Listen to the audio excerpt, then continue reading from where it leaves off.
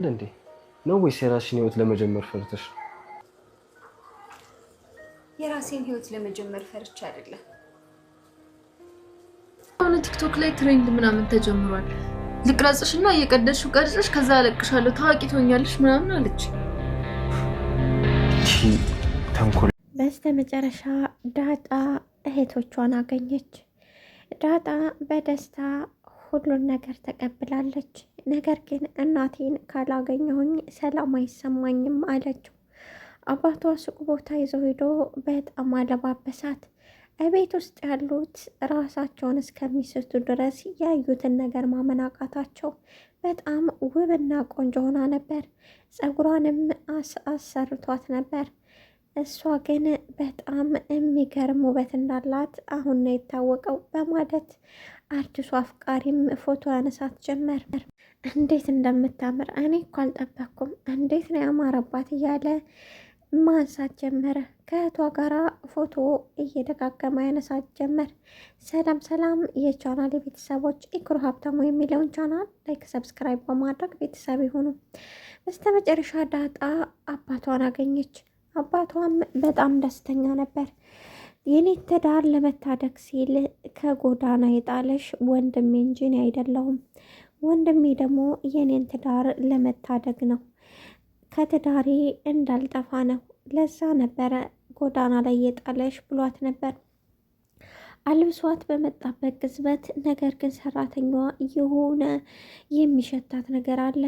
ምክንያቱም ባቀፈቻት ቅጽበት ጠረንሽ በጣም ነው ደስ የሚለው አለቻት። ዳጣም ያንቺም ደስ ይላል አለች። አሁን ላይ ዳጣና ታላቅ እህቷ ግብ ግብ ይዘዋል። ምክንያቱም አዲሱ ወጣቱ ልጅ ያቺ የመጀመሪያ ልጅቱ ታፈቅረዋለች። አሁን ደግሞ እሱ አይኑን ወደ ዳጣ ላይ ጥሏል። ነገሮችን ሁላ ወደ እሷ ላይ ጥሏል።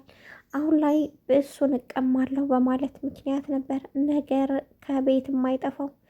ሰራተኛዋ የዳጣ እናት ትመስላለች። ምክንያቱም አስተያየቷ እንደውም እሷን ስታይ ልቧ የሚደነግጠው ነገር። ከዛ በኋላ ደግሞ ሲተቃቀፉ ሁለታቸውም ጠረናቸው ይጣፍጣል ተባብለው ሰላም ተባባሉ። አሁን አዲሱ ዳጣም እንዳሰበችው ተሳክቶላታል። በስተመጨረሻም እሷም አፍቃሪ ሊኖራት ነው። እኔን አፍቅሮ የሚያገባ ይኖራል በማለት ነበር ከዚህ በፊት ያለችው። ለአባቷ ወደ እነ ብሩክ ዘንዳ መመለስ አለብኝ፣ ምክንያቱም በጣም ናፍቀውኛል። ጎዳና ላይ ያለሁኝ ማንም በማይጠይቅብኝ ሰዓት እነሱ ነበሩ የጠየቁኝ፣ ስለዚህ መሄድ አለብኝ አለችው። ማሁን አይደለም መረጋጋት ይኖርብሻል አላት። እናም አለባብሶ በጣም ደስ የሚል ጊዜ ነበር። አሁን ላይ የዳጣ አፍቃሪ ሁኔታው የሚያፈቅራት ይመስላል። ሰራተኛዋን የራሴን ህይወት እኖራለሁ ብለሻል ነበርን? እንዴት አትሄጂም? የራሴን ትንሽ ሆነ ትልቅ በጣም ትንሽ የሚሆን የራሴን ህይወት እኖራለሁ። ከዚህ በኋላ ከሰራተኝነት መውጣት አለብኝ ብለሻል ነበር እንዴ አላት። አዎ ብዬ ነበር፣ ለመውጣትም አስቤ ነበር። አሁን ግን መውጣት አልፈልግም። ነገር ግን እኮ የሴት ልጅ እድሜ በፍጹም አይጠብቅም። ስለዚህ አግብተሽ መውለድ አለብሽ። አንቺ ደግሞ ወደ 30 እድሜ እየተጠጋሽ ነው። የሴት ልጅ እድሜ ወደ 30 ከተጠጋ የመውለድ አድቫንቴጇ በጣም ይቀንሳል እየተባለ ሳይንስ ይላል። ስለዚህ መውለድ አለብሽ አላት። እሱስ ልክ ነህ፣ እኔም እንደዛ አስቤ ነበር። ነገር ግን አሁን አልወጣም። የማትወጭበትን ምክንያት ልትነግሪ ትችያለሽ አለኝ። እሷም የሆነ ነገር ተጠራጥራለች። ዳጣ ጥያታለሁ ያላት ልጅ የእሷ እንደሆነች የሆነ ጥርጣሬ ገብቷታል መሰል። ለዛ ነው አሁን ላይ አልወጣም ያለችው። እሱም ምንም ባትነግሪ ችግር የለውም፣ ነገር ግን ብትነግሪኝና የማትወጭበትን ምክንያት ባውቅ ደስ ይለኛል። ግን አላስጨንቅሽም፣ ብቻ አንቺ እዚህ ስላለሽ ደስተኛ ነኝ።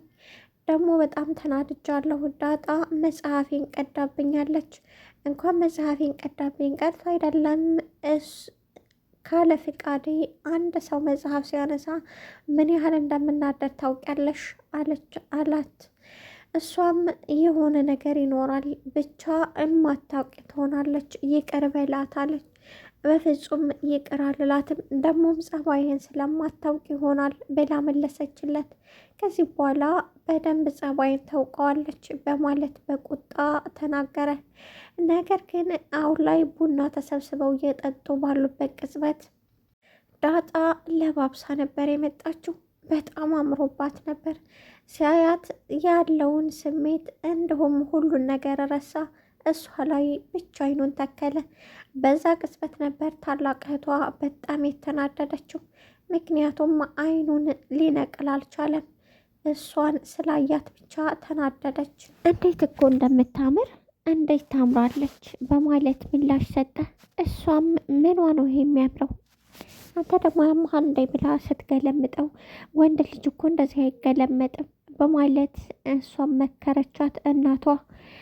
ከዚያ በኋላ ፎቶውን ከእህቷ ከውሃ ጋራ ውሃ ጥሩ ጸባይ ያላትና ደስ የምትል የውሃ አይነት ናት።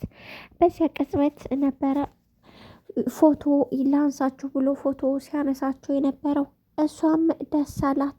ፎቶ የተጋፈው መነሳት ጀመሩ። ፎቶ ተነስተው ሲቀጥል ጨረሱ። እሱም ብድግ ብሎ ነይ እፈልግሻለሁ አላት። አባቷ በጣም ተደናገጠ፣ እንዳይጣሉ ፈርቶ። ነገር ግን እሷም ተከትለው ሄደች። ለምንድን ነው መጽሐፊን እየቀደርሽው? እንዴት እንደዚህ ታደርጋለሽ? በማለት ነገራት። እሷም በፍጹም እኔ እኮ ትፈምሻለሽ፣ ቲክቶክ ላይ ለቅሻለሁ፣ መጽሐፉን ቅደጁ ስትለኝ ለዛ ነው የቀደርኩት እንጂ በፍጹም እኔ አስቤበት አይደለም አለችው። እሱም በጣም ተናደደ። ለካ እንደዚህ ነው፣ እንዴት ማስተዋል ይሳነኛል በማለት በጣም ተናደደ። እዚሁ ቆይ፣ የትም እንዳትሄጂ መጣሁ አላት። እሷም ተከትለው ይች ማትረባ ለካ ውሸቷን ነበር እንደዛ ስትቀልድብኝ የነበረው፣ አሁን ዋጋዋን እሰጣታለሁ የምለቃት መስሏት ነው እያለች ከራሷ ጋራ ማውራት ጀመረች። ከዚያ በኋላ እዚሁ ተቀመጪ እያላት ተከትለው ሄደች። መጨረሻ ላይ ምን እንደሚፈጠር የምናይ ይሆናል። ላይክ ሰብስክራይብ በማድረግ ቤተሰብ ይሁኑ።